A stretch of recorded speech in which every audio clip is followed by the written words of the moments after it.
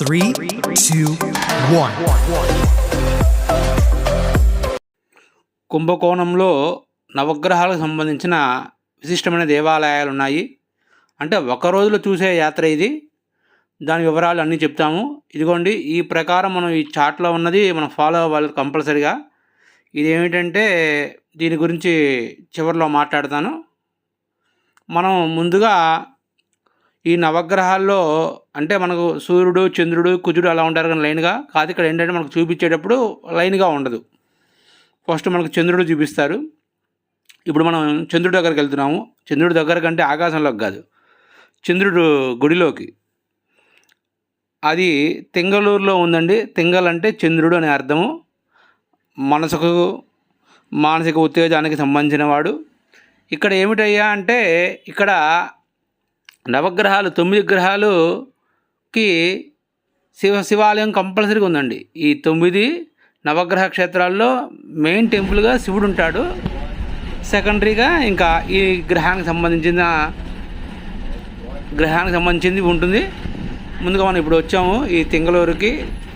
ఇది కూడా చాలా బాగుంది. అంటే మనం అనుకుంటాం కదా ఇవేవో చిన్న గుళ్ళు అంటే ఏదో 9 కదా, అక్కడ ఒకటి ఇక్కడ ఒకటి ఉంటుందిలే, చిన్న గుళ్ళు గంటలు అయిపోయింది అనుకుంటే అది మన పొరపాటే.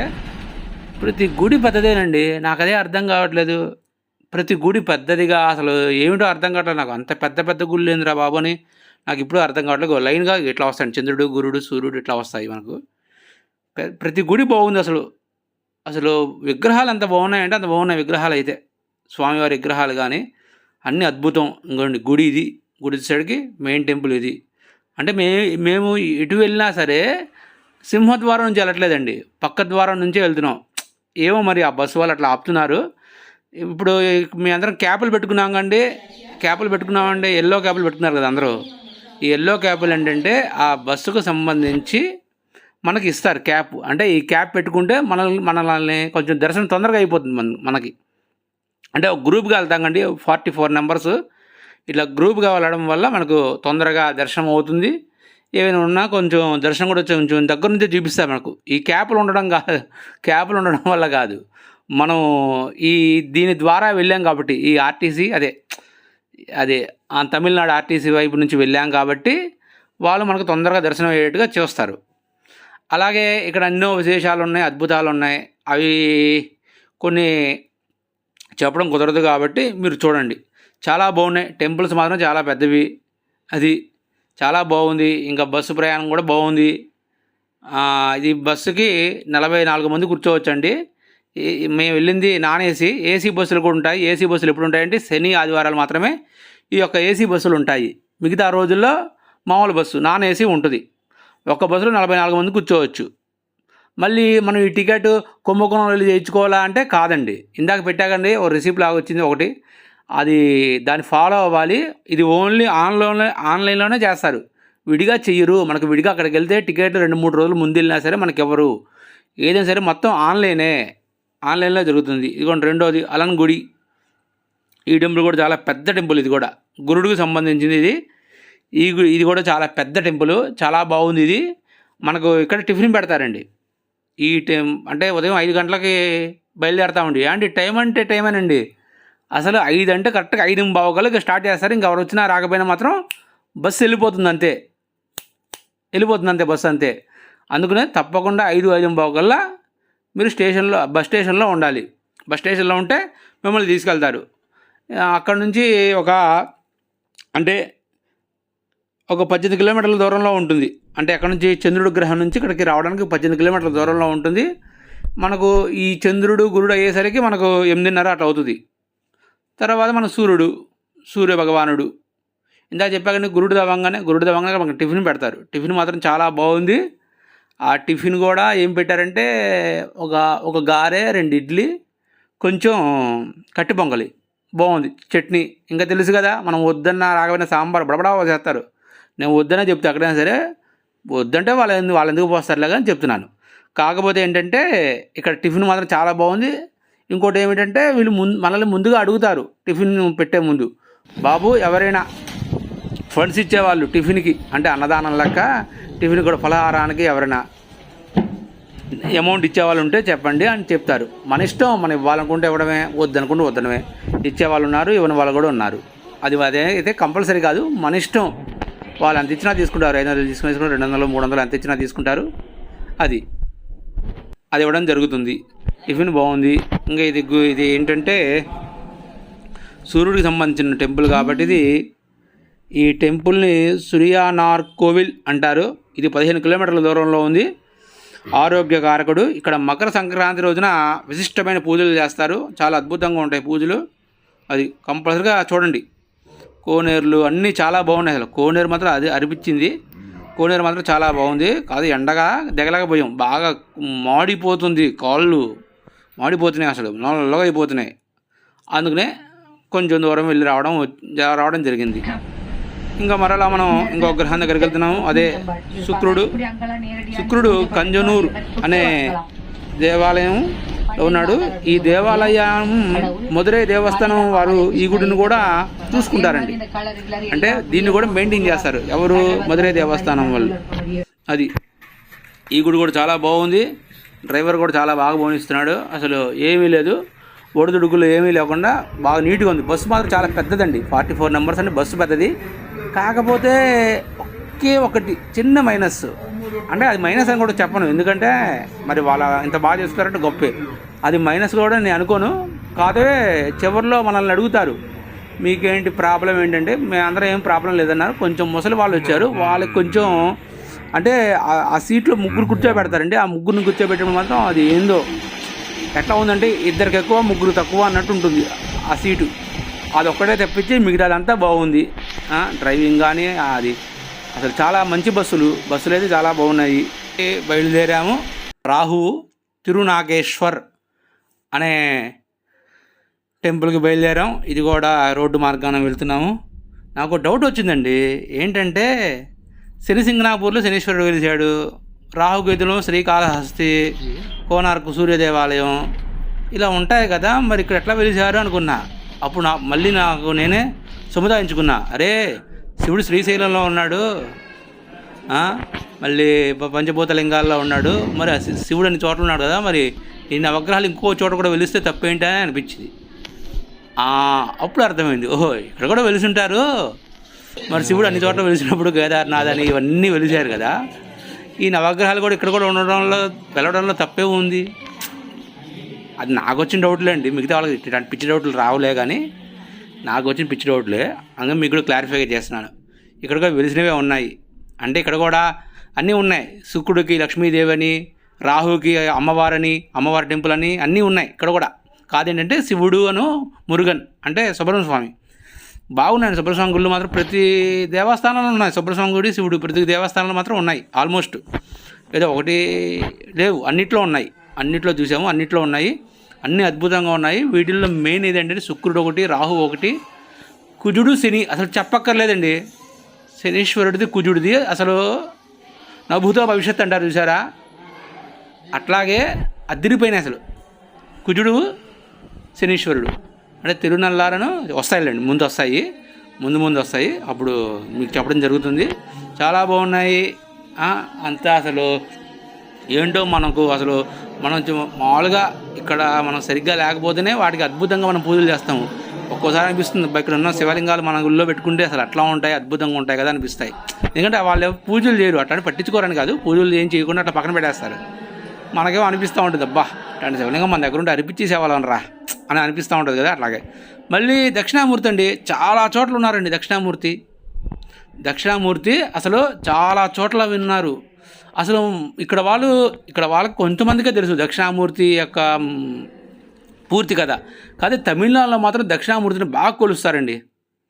ఇంకా మనది వచ్చేసాం బుధుడి దగ్గరికి. బుధుడు ఈ టెంపుల్ కూడా చాలా బాగుంది.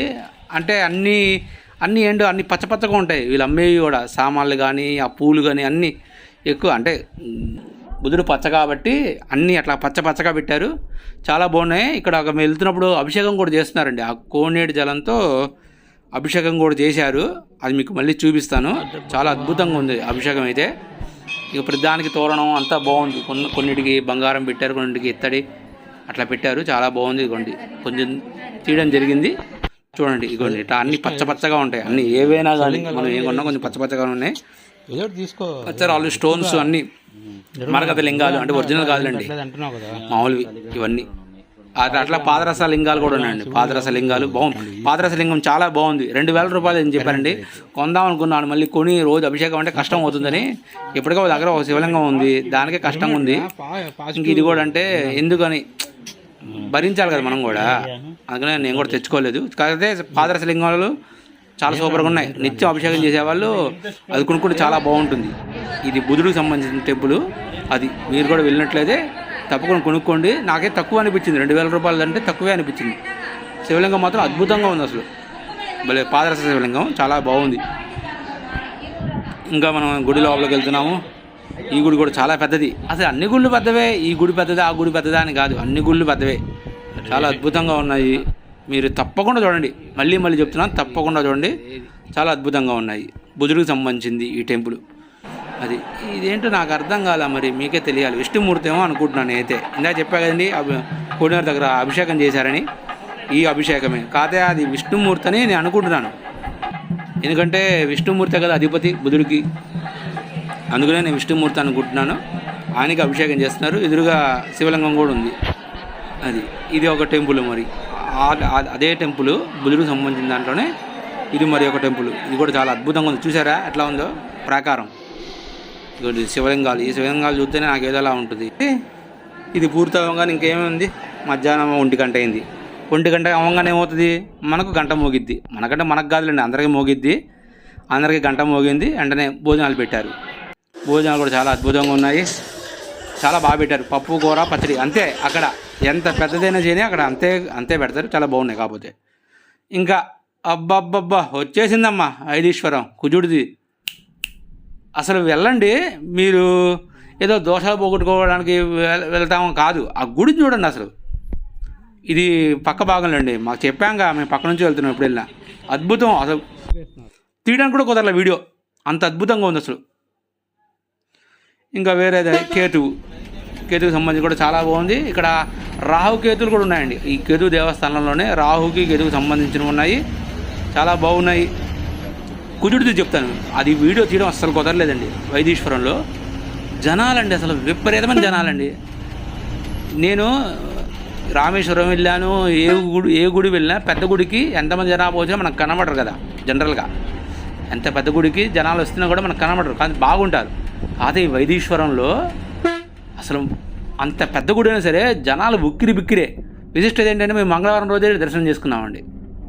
కరెక్ట్గా మంగళవారం దర్శనం చేసుకున్నాను, అంటే పోయిన వారం మంగళవారం, ఈ మంగళవారం కాదు, పోయిన మంగళవారం దర్శనం చేసుకున్నాము. అసలు అత్యద్భుతం, సూపర్ అని చెప్పాలి అంతే. ఇంకా వైదీశ్వరం సూపరు. అది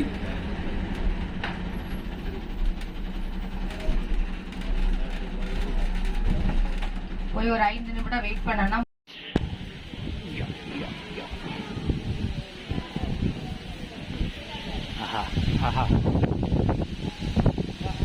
మొక్కుబడులు తీర్చుకోవడానికి కేతువుకు సంబంధించింది చాలామంది కడుతున్నారండి. చాలా ఇది కూడా జనం కూడా రష్గానే ఉన్నారు. ఇది కూడా చాలా బాగుంది.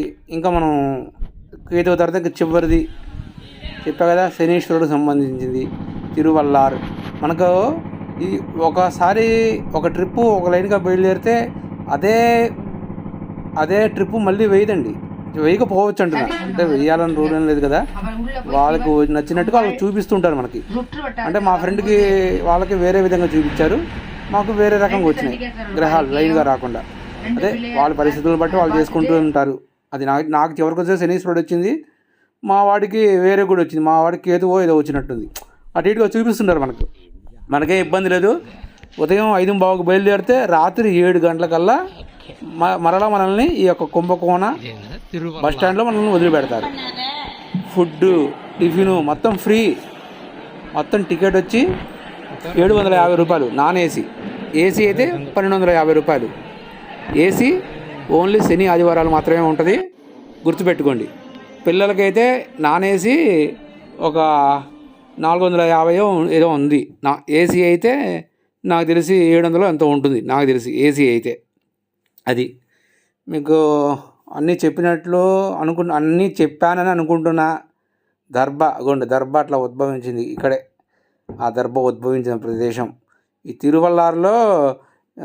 మళ్ళీ ఈ యొక్క జనం మాత్రం రష్, ఫుల్ రష్.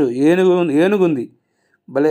మరి తీయలేదు, మరి నేను తీశాను ఈ వీడియోలో కుదరలేదు. ఇగో ఇది చూడండి, ఇది కంపల్సరీ దర్శనం చేసుకోండి. శనీశ్వరుడిది చాలా బాగుంటుంది. అంటే ఆ ప్రాకారానికి అతికిచ్చి ఉంటుంది అది. శనీశ్వరుడు కూడా అక్కడ వెలిచాడని అందరూ అంటారు. ఇగో ఇక్కడే ఉంటుంది ఏనుగు. ఇవన్నీ అదే సాంబ్రానికి సంబంధించిన సామాన్లు ఇవన్నీ రకరకాలు ఉన్నాయి. అబ్బో అసలు బుగ్గు అని వస్తుంది మంట. అదే మంట కాదు, పొగ. అసలు అన్నీ బాగున్నాయి. అంటే కొంచెం ఏదో మరి కమర్షియల్గా ఉంది కానీ కాదే. ఆ సామాన్లు చూడండి ఎంత బాగున్నాయి, నీట్గా ఉన్నాయి. అది ఇగోండి ఇది టికెట్. దీన్ని ఫాలో అవ్వండి మీరు. అది మళ్ళీ చెప్తున్నా.